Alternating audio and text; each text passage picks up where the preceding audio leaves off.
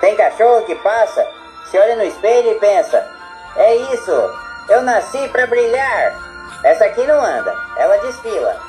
E outra que estará em Milão esse ano, vestido combinando. Bolsa elegante, postura impecável. Cada troca de roupa é um evento.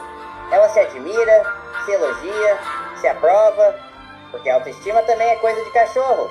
E quando coloca as asas brilhantes, não tem discussão. Vira anjo oficialmente autorizado.